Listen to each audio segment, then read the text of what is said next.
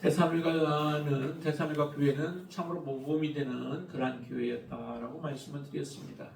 하나님 앞에 믿음으로 살아가는데 멈추어 있지 아니하고 처음 받았을 때보다 더욱더 자라가고 성숙하여져서 정말 하나님이 기뻐하시는 그런 열매를 맺어가고 있는 교회가 바로 이 데살로니가 교회였습니다.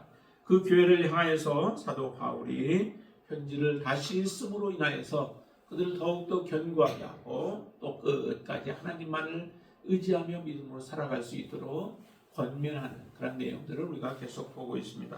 오늘 특별히 3장에서는 저희에게 모든 선을 끝까지 행하라, 마지막까지 우리가 선을 행하는 것이 그게 바로 하나님이 우리에게 원하시는 바입니다.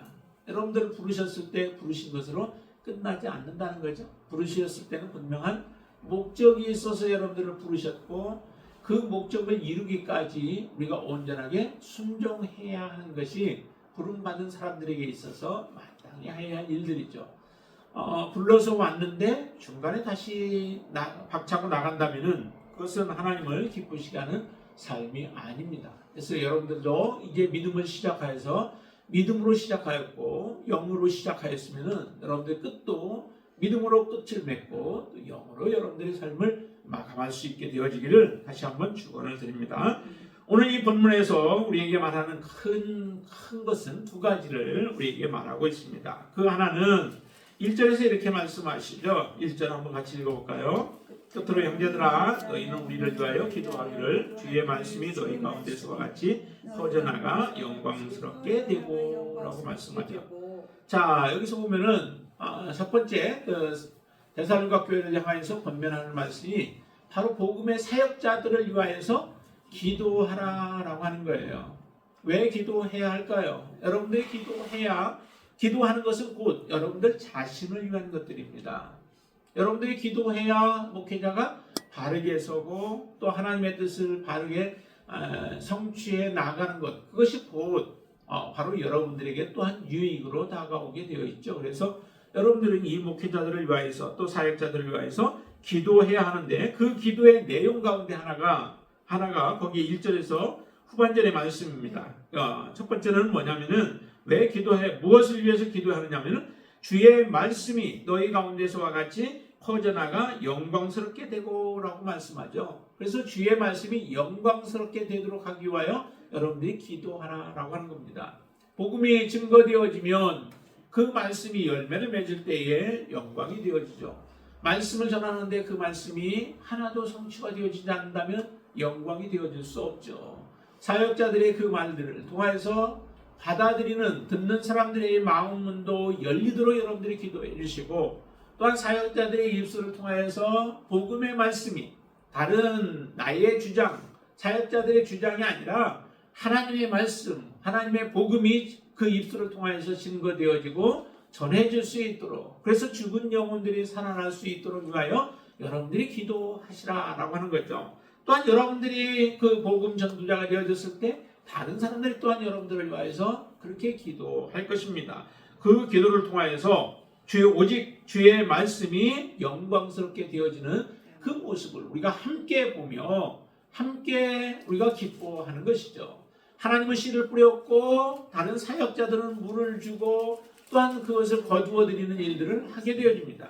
함께 동역하는 사역이죠. 누구 전하는 사람만이 하나님의 일을 행하는 것이 아니라 복음을 증거하는 사람들 그리고 그를 위하여서 기도하는 사람들 또 후원하는 사람들 모든 사람들이 함께 하나님의 일에 함께 동역하고 있는 것입니다. 그 동역의 사명을 여러분들이 충성스럽게 감당할 수 있게 되어지기를 바랍니다. 그래서 데살로니가 교회를 향하여서도 그렇게 기도하고 부탁하고 있는 거예요. 우리를 위하여서 기도하기를 하면서 그 주의 말씀이 영광을 받으실 수 있도록 그리고 또 하나 사역자들을 위하여서 기도하는데 그 기도는 어떤 기도냐면은 2절 말씀입니다. 2절 한번 같이 보실까요? 또한 우리를 부당하고 악한 사람들에게서 건지시옵소서 하라라고 말하겠죠. 자, 무엇을 위해서 기도해요? 바로 악한 자들, 부당하고 악한 사람들이 세상에는 참 많이 있습니다. 그들의 여러 가지 많은 계략이 있고 모략들이 있죠. 그것으로 인하여서 어떻게 해서든 복음이 증거되지 못하도록 힘쓰고 있습니다. 정말로 사단도 하나님이 졸지도 않고 주무시지도 않고 그렇게 하나님은 계시듯이 사단도 어떻게 해서든 한 영혼이라도 더 지옥에 떨어지도록 하기 위해서 사단도 그렇게 지금 일을 하고 있죠. 그렇기 때문에 하나님 앞에 우리는 기도해야 한다는 겁니다. 악한 자들을 통해서 여러 가지 믿는 자들을 믿음을 파산하게 만들려고 하는 일들이 일어난다 할지라도 그들의 그 노력에 또 그들이 행하는 일들, 악한 일들에 동참하지 않고 거기에 무너지지 아니하고 꿋꿋한 믿음으로 서서 하나님을 섬길 수 있도록 여러분들이 기도가 필요하다는 거예요. 기도 없이 우리가 할 수 있는 게 없죠. 하나님의 도우심이 반드시 필요하기 때문에 그렇습니다.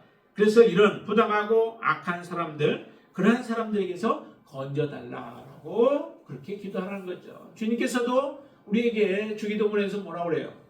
우리를 시험에 들지 말게 하옵시고 다만 악에서 구하옵소서라고 그렇게 기도하라라고 주님은 우리에게 가르쳐 주셨죠.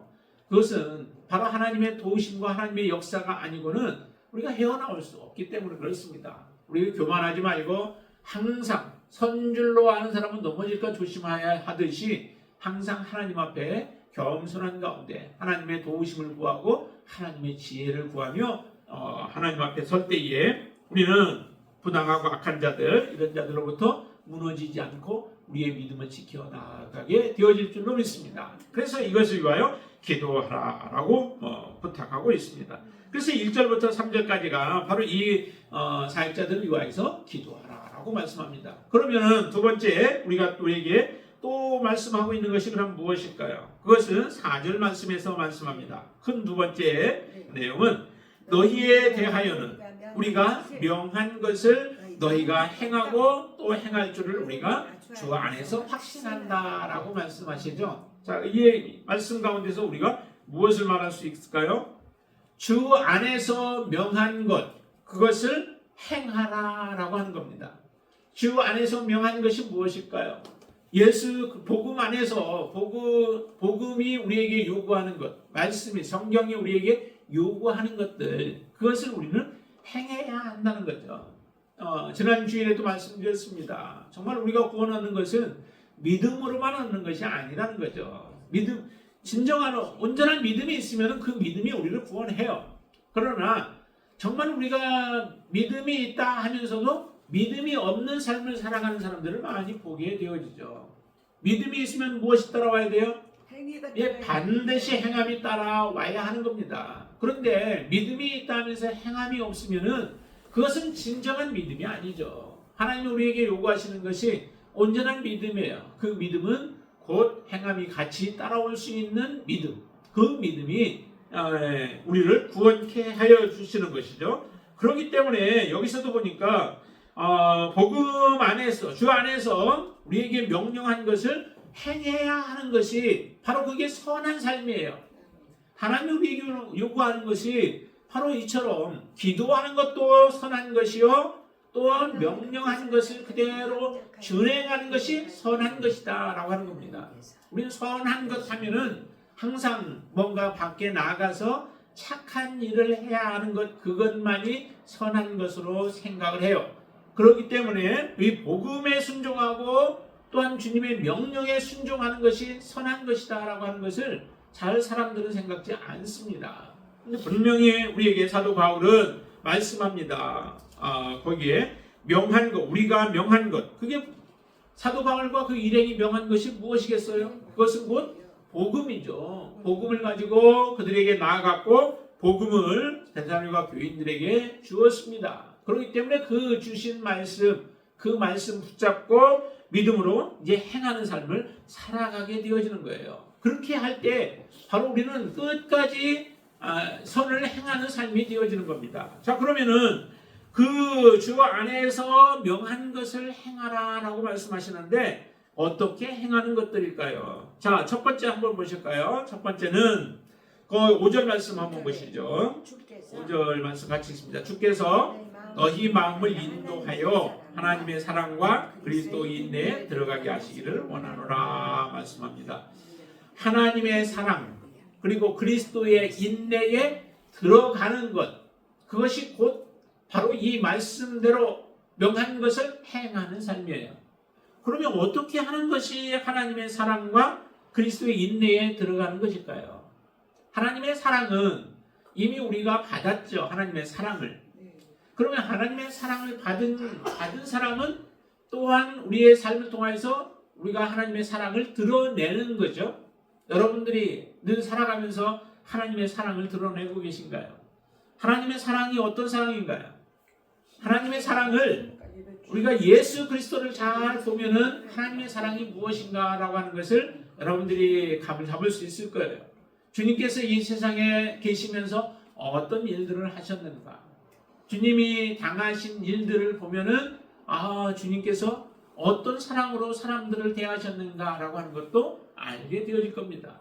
하나님의 사랑이 있는 사람만이 그와 같은 삶을 살아가는 것이죠. 그래서 우리도 이 땅에서 예수 그리스도의 삶을 살아갈 수 있도록 하기 위하여 하나님은 사랑을 여러분들에게 철철 넘치도록 부어주셨습니다. 하나님의 사랑을 아는 사람은 그 사랑으로 이제 이 세상에서 살아가게 되어지죠. 하나님의 사랑이 없는 사람은 아무리 하나님의 사랑으로 살아가려고 해도 살아갈 수 없습니다. 그 사랑은 곧 예수 그리스도의 삶인데, 예수 그리스도는 이 땅에서 이타적인 삶을 살아가셨죠. 자기 이기적인 삶이 아니었습니다. 자기 자신을 우리를 위하여 죄인들을, 연약한 자들을 위하여서 죽으셨고, 죄인들을 위하여 죽으셨고, 또 원수된 우리를 위하여 죽으신 분이 예수 그리스도이십니다. 그분 안에는 하나님의 사랑이 충만하 있죠. 그 사랑으로 우리들을 섬긴 삶을 사셨던 겁니다. 그 사랑, 하나님의 사랑 안에 우리가 거하게 되어지고 그리스도의 인내에 들어가기로 한다라고 하는데, 그리스도의 인내가 우리의 삶에서 나타나기를 원하신다라고 하는 겁니다. 그러면 그 그리스도의 인내가 여러분들의 삶에서 평상시의 삶 속에서 드러나고 계신가요? 그것을 주님은 원하십니다. 그리스도의 인내는 끝까지 마지막까지 하나님에 대한 신뢰, 하나님에 대한 의지, 하나님에 대한 믿음이 변치 아니하였습니다. 그렇죠? 십자가에서도 변치 아니한 것이 바로 예수 그리스도의 인내예요. 하나님이 나를 저주에 넣은 것과 같은 그런 고통과 또 심적인 아픔과 또 하나님에게서 완전히 끊어진 것과 같은 그런 고통 속에서 살아가시는데도 주님은 하나님을 외면하지 아니하셨습니다. 하나님을 신뢰하고 하나님을 의지하는 그 믿음으로 그 고통 속에서도 인내하신 것이죠. 예수님이 십자가를 참으신 것은 어떻게 참으셨어요? 바로 사랑이 있었기 때문에 가능했고, 또한 그 십자가 너머에 하나님께서 주실 영광을 바라보며 예수님은 참으신 거예요. 그래서 앞에 있는 즐거움을 위하여서 참으셨다라고 히브리서에는 그렇게 말씀하고 계시죠. 그처럼 마지막까지 인내하면서 마지막에 숨이 다 하는데도 불구하고 예수님의 그 인내는 끝나지 않았습니다. 마지막까지 인내한 거죠. 여러분들 안에 이런 인내를 하나님은 보시고 싶어 하십니다. 여러분들이 이렇게 마지막까지 하나님의 사랑과 그리스도의 인내로 충만하시게 되길 바랍니다. 그렇게 살아가는 삶을 지금 사도 바울은 제자들과 교인들에게 요구하고 있어요. 저와 여러분들에게도 동일하게 요구하시는 줄로 믿습니다. 자, 이렇게 살아가는 것이 곧 뭐예요? 복음에 순종한 삶이요, 마지막까지 선을 행하는 삶이 바로 이런 삶이다라고 우리에게 말씀하시는 겁니다. 자, 그러면 두 번째, 그러면은 우리가 주 안에서 하신 말씀, 명령에 순종하는 것, 행하는 것이 어떤 것인가? 6절 말씀 한번 보시죠. 6절, 형제들아, 우리 주 예수 그리스도의 이름으로 너희를 명하노니 게으르게 행하고 우리에게서 받은 전통대로 행하지 아니하는 모든 형제에게서 떠나라라고 이렇게 명령합니다. 어떻게 하라고요? 게으른 것, 게으르게 행하는 것, 그리고 우리에게서 받은 전통이라고 하는데 이거는 가르침이에요. 가르침. 게으르게 행하면서 가르친 대로 행하지 아니하는 모든 자에게서 떠나라라고 명령합니다. 우리가 불순종하게 되어지면 그 불순종은 점점 확대가 되어지죠. 이스라엘 백성들이 하나님 앞에 통곡하면서 원망했던 그런 일들이 있었습니다. 그 원인이 어디에 있을까요? 모든 사람들이 전부 한 마음이 되어져서 이렇게 하나님 앞에 원망하고 불평했던 이유 중에 하나가 그 가운데 이스라엘 백성들이 출애굽할 때에 같이 나왔던 무리들 가운데에서 섞여 있었던 잡족들이 있었습니다. 이스라엘 백성들이 아닌 하나님의 능력을 보며 하나님이 어떤 분이신가라고 하는 것들에 대해서 보면서 그 마음속에 두려움을 가지고 있었던 사람들이 애굽에 계속적으로 하나님의 진노가 임하고 재앙이 임하고 하니까 이스라엘 백성들과 함께 같이 그 출애굽할 때 나왔던 그런 무리들이 있었다는 거죠.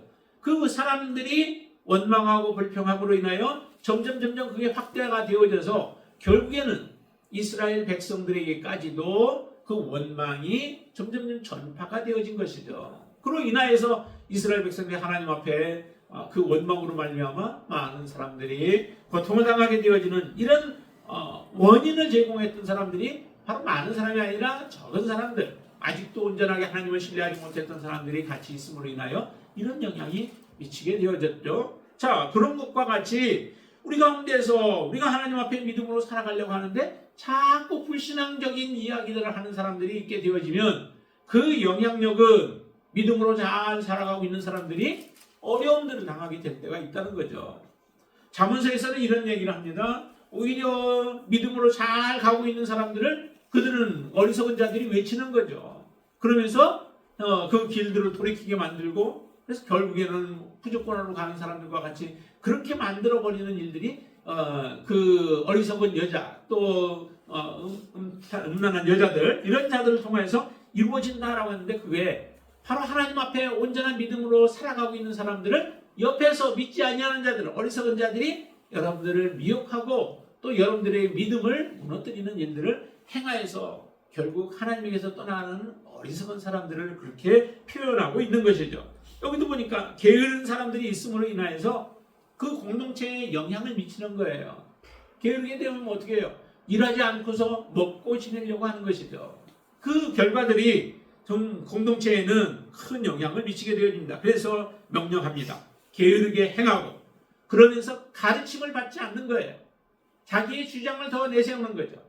자기가 알고 있는 것이 전부인 것으로 착각하고 그렇게 주장하면서 삶으로 인하여서 다른 사람의 믿음의 파손을 가져오게 되어지는 일들을 행하는 이런 사람들에 대해서는 어떻게 해요? 그들로부터 우리는 떠나야 돼요. 그래야 우리의 믿음을 지켜낼 수 있는 거죠. 공동체의 믿음을 지켜낼 수 있는 것이고 바로 이 데살로니가가 하나님 앞에 믿음으로 잘 살아가고 있고 하나님의 말씀대로 순종하며 정말 좋은 그런 많은 역사들이 있었잖아요.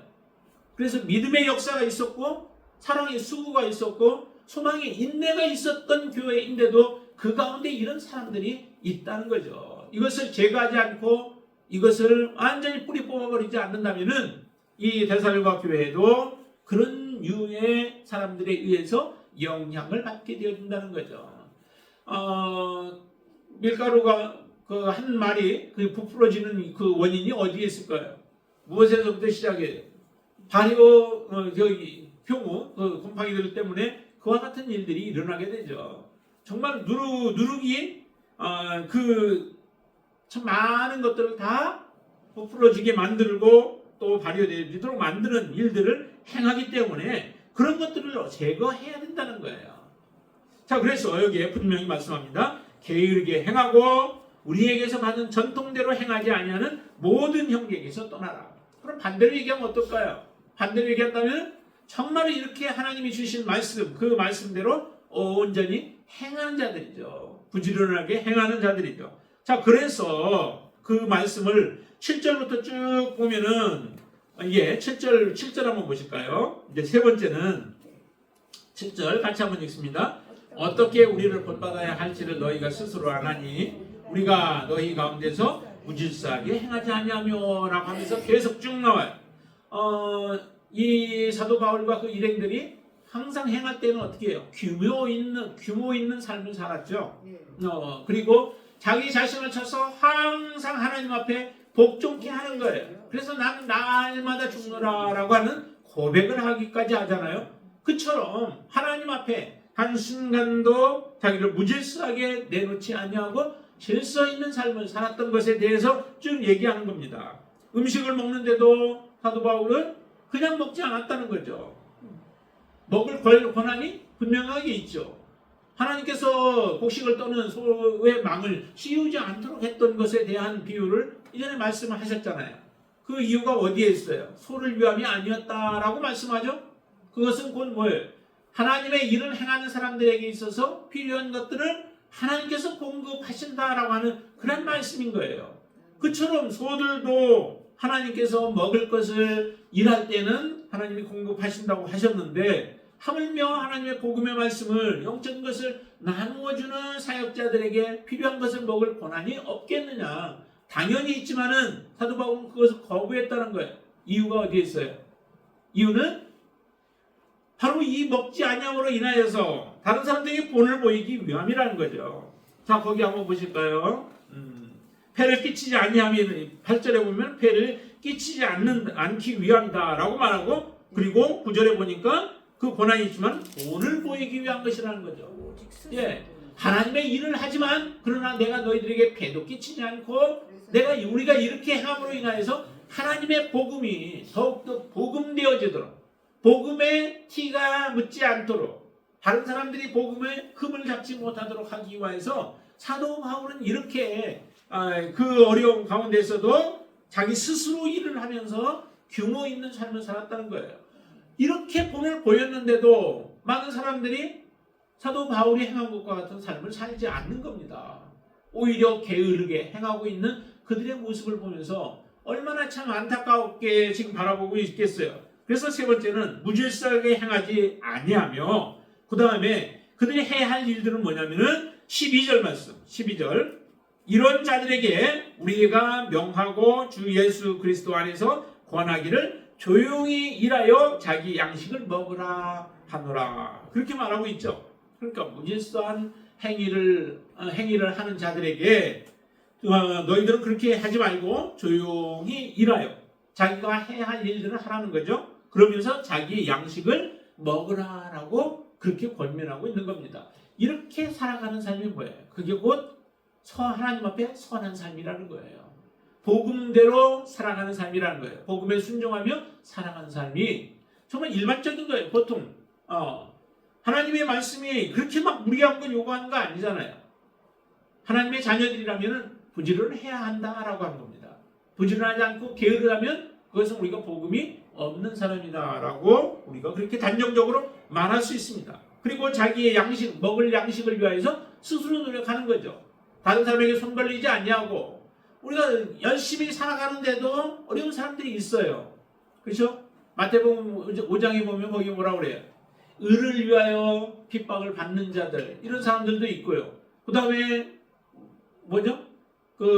배고픈 사람들, 그런 사람들은 배부를 것이다 라고 하나님은 그렇게 말씀하세요. 그렇기 때문에 우리가 그런 사람들은 누구냐면은 믿음으로 살아가는 가운데에서 여러 가지 핍박, 어려움들, 다른 사람들로부터 많은 환난들, 이런 것으로 인하여서 어려움을 당하게 되어지는 사람들을 이야기를 하는 거예요. 그런 경우는 있잖아요. 예수 믿는다고 하면은 모든 재산을 막 몰수하는 경우들이 생겨요. 그런 데가 있잖아요. 그럴 때 어떻게 해요? 그럼 나는 재물 때문에 나는 예수를 포기해버리겠다라고 한다면은 그 믿음이 파손되어지는 거죠. 이런 사람들이 있는데 그때도 나는 재산보다 하나님을 따르겠다라고 하면 그 사람은 앞으로 살아갈 날들이 막막하게 되어지죠.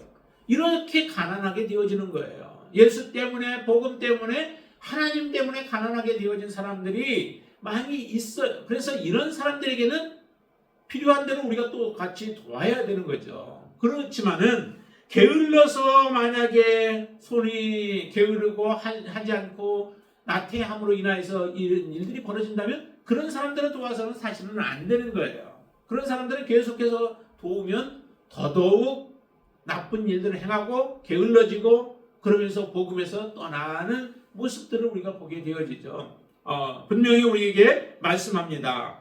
이런 무질서한 삶을 버리고, 그러기 위해서는 우리가 부지런해야 되죠. 무질서 있는 삶을 버리려면은, 그래서 조용히 일하여 자기 양식을 먹는 자가 되어야 한다라고 권면하고 있습니다. 자, 그리고 네 번째 우리에게 권면하는 그 권면은 이게 다 지금 복음 안에서 순종하는 삶을 얘기하는 거예요. 주 안에서 순종하는 삶. 자, 13절 말씀 같이 읽어보겠습니다. 13절. 형제들아, 너희는 선을 행하다가 낙심하지 말라라고 말합니다. 선을 행하다가 낙심하지 말아야 되죠.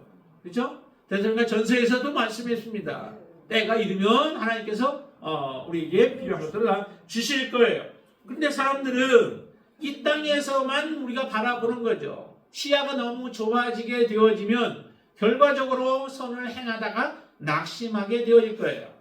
여러분들이 무언가 선을 행하는데 하나님이 보실 때에 선을 행했는데 다른 사람들이 여러분들을 알아주지 않아요. 그러면 여러분들 마음이 어떨까요? 서운함이 여러분들 마음에 찾아오게 되어질 때에 그때 어떻게 해야 되냐면은 이 말씀 가지고 여러분들이 다시 여러분들의 마음을 책망하시게 되길 바랍니다. 선을 행하다가 낙심하지 말라. 왜요? 하나님께서 우리가 선을 행한 것은 하나님이 기억하시는 것이죠. 사람에게 보이기 위해서 여러분들이 선을 행했다면은 그것은 하나님 앞에 상달되어질 것이 안 될 겁니다. 마태복음에서도 교회에서 우리에게 가르치잖아요. 우리가 외식하지 말라. 다른 사람들에게 보이기 위해서 금식도 하지 말고 구제도 하지 말고 기도도 하지 말라고 말씀하시죠. 우리가 하는 것은 은밀하게 보시는 하나님 앞에서 행하는 일이 그게 바로 하나님께서 갚아주시기 때문에 그렇습니다. 여러분들이 행하는 모든 일이 정말로 선한 일들이 여러분들이 행할 수 있게 되길 바라고 또 그 선한 일을 행한 이후에는 그것 때문에 여러분들이 낙심하거나 좌절하지 않게 되길 바랍니다. 오히려 다른 사람이 몰라줄 때에 여러분들의 그 선은 더욱더 빛나게 되어질 거예요. 하나님이 더욱더 기뻐하시는 여러분들이 선이 되어질 줄로 믿습니다. 그래서 오른손이 하는 것을 왼손이 모르게 하라는 거죠. 그렇게 하는 것이 그게 진정으로 우리가 선한 일들이에요. 복음 안에서 행하는 일들이에요. 하나님이 기뻐하시는 일인 줄로 믿습니다. 그렇기 때문에 여러분들이 이 선을 행하다가 낙심할 이유가 없는 거예요. 그 마음으로 했으면, 그 동기로 했으면 하나님을 기쁘시게 하기 위해서 아니면 하나님이 주신 말씀대로 순종하기 위해서 행하셨다면 여러분들은 낙심할 이유가 없습니다. 그러나 낙심하는 것은 반드시 뭐 때문에 나의 명예나 나의 자랑이나 다른 사람에게 보이기 위한 목적으로 여러분들이 행하셨으면 그 일은 언젠가는 여러분들이 반드시 그 상처를 받고 그로 인하여 선을 포기하게 되어질 겁니다. 여러분들에게는 이런 일이 없게 되어지기를 주님의 이름으로 축원을 드립니다. 마지막 우리가 복음 안에서 주신 명령에 순종하는 것이 어떤 것이냐면은 14절 한번 보실까요? 14절부터 15절까지 같이 읽습니다. 누가 이 편지에 한 우리 말을 순종하지 아니하거든 그 사람을 지목하여 사귀지 말고 그로 하여금 부끄럽게 하라. 그러나 원수와 같이 생각하지 말고 형제같이 권면하라 라고 말씀하죠. 네, 순종하지 아니하는 사람들 있죠. 공동체 안에도 그런 사람이 있을 거예요. 그런 사람들은 어떻게 하라고요? 사귀지 말래요. 사귀지 말고 그로 하여금 부끄럽게 하라. 사귀지 말고 그들을 부끄럽게 하라는 거예요. 부끄럽게 하라. 그로 인하여서 그러나 원수와 같이는 생각하지 말고 권면하라라고 말씀합니다. 부끄럽게 하는 일이 뭘까요? 그들이 뭔가 죄를 짓게 되어지죠. 하나님 말씀에 불순종하게 되어지죠. 그러면 여러분들이 순종하는 모습을 보이게 되어지면 그것이 곧 그들에게는 부끄럽게 되어지는 일들이죠. 부끄러운 상태에서 자기의 잘못을 깨닫고 돌이키게 되어지면 우리가 함께 받아주지만 그러나 그렇지 아니하면은 정말 하나님 앞에 돌아가기가 어렵게 되어지죠. 이런 사람들을 사귀지 말고 그들과 함께 교제하면서 같이 물들어가지 말라는 거예요. 그러나 아직은 그들이 원수와 같은 존재는 아니기 때문에 그들을 권면해서 돌이킬 수 있으면 돌이키도록 그렇게 하라는 거죠. 그러나 하나님 앞에 권면하지 말아야 할 사람들도 있어요. 그렇죠? 우상을 섬기고 또한 그 이단에 빠져버려서 그렇게 행하고 있는 사람들은 돌아오지 않기 때문에 오히려 그들은 우리가 멀리 해야 합니다. 그러나 실수하고 또한 아직 돌이킬 수 있는 그런 사람들에게는 우리가 그들을 부끄럽게 함으로 말미암아 하나님 앞에 돌아올 수 있도록 권면하라라고 이렇게 말씀하십니다. 이렇게 해야 정말 하나님의 그 공동체가 건전한 공동체가 되어지고 하나님이 기뻐하는 공동체로 세워질 줄로 믿습니다. 우리의 공동체가 이런 공동체가 되어지기를 바랍니다. 누군가로부터 책망을 받았다고 여러분들이 낙심하거나 좌절하지 말고 하나님 앞에 지금 돌이키라고 나에게 주시는 말씀이구나 라고 여러분들이 그렇게 받아들이는 그런 여러분들의 믿음이 있으시게 되길 바랍니다. 그래야 우리가 하나님 앞에 바르게 설 수 있게 되어지죠. 자, 이렇게 두 가지, 특별히 이제 이것을 하나로 말한다면은 사역자들을 위하여서 여러분들이 기도하시고 그분들에게 여러분들에게 주시는 하나님의 말씀을 그대로 순종하며 행하라라고 하는 것이 바로 이 3장을 통하여 우리에게 주시는 말씀입니다. 그것이 곧 하나님께서 우리에게 복음에 순종하는 삶인 줄로 믿습니다. 이런 사람들을 향하여서 사도 바울이 이렇게 권면합니다. 이제 16절 보세요. 평강의 주께서 친히 때마다 일마다 너희에게 평강을 주시고 주께서 너희 모든 사람과 함께 하시기를 원하노라. 아무에게나 주의 평강이 임하나요? 죄악을 범하는데 평강이 임하면 어떻게 될까요? 그 사람은 죄악에서 떠나지 않습니다. 악을 행하는 데에 정말 이런 하나님의 평강이 임하면 내가 잘하고 있구나라고 착각하지 않겠어요? 그러니까 이 하나님의 평강은 누구에게 필요하냐면은 하나님의 말씀대로 제대로 믿음으로 살아가는 사람들에게 이 평강이 필요한 거예요. 여러분들이 정말 하나님 앞에 온전한 믿음으로 살아가고 있다면 여러분들에게 진정한 하나님의 평강이 임하는 것, 그것이 바로 진정한 축복인 줄로 믿습니다. 여러분들을 넓은 길로 가는 그 삶이 아니라 좁은 길로 갈지라도 여러분들의 삶에 진정한 하나님의 평강이 임할 수 있는 믿음의 삶을 살아가시게 되길 바랍니다. 그런 사람들에게는 친히 때마다 일마다 하나님께서 여러분들에게 평강을 주실 줄로 믿습니다. 이런 놀라운 축복이 여러분들과 우리의 공동체 안에 다 이루어질 수 있게 되어지기를 주님의 이름으로 축원을 드립니다. 기도하겠습니다. 전능하신 아버지 하나님 감사합니다. 하나님께서 우리에게 그 은혜로 허락해 주셔서 우리가 예수 그리스도를 알고 그 큰 사랑을 알고 이제 예수 그리스도 안에서 인내를 가지고 믿음으로 지금까지 살아오게 하여 주시니 감사합니다. 하나님 그 믿음이 앞으로도 변함이 없는 모습으로 끝까지 하나님 앞에 순종하고 끝까지 하나님의 말씀을 붙잡게 하여 주시고 끝까지 선을 행하는 삶을 살아갈 수 있도록 역사하여 주시옵소서. 어떠한 환난이 우리 앞에 놓여도 또한 유혹이 올지라도 하나님 그것에 의하여 영원한 것을 잃어버리는 어리석은 선택을 하지 않도록 도와주시옵소서. 이 데살로니가 교회처럼 하나님 우리도 이제 정말로 사역자들을 위하여서 기도하며 또한 아버지 하나님 우리에게 주신 하나님의 복음의 말씀을 붙잡고 믿음으로 살아가기를 원합니다. 마음을 다하여 뜻을 다하여 힘을 다하여 믿음으로 살기를 원합니다. 그로 인하여 하나님 앞에 영광을 돌리는 삶을 살게 하시고 하나님의 평강이 우리와 함께하는 놀라운 축복이 임할 수 있도록 역사하여 주시옵소서. 예수님의 이름으로 간절히 기도드리옵나이다. 아멘.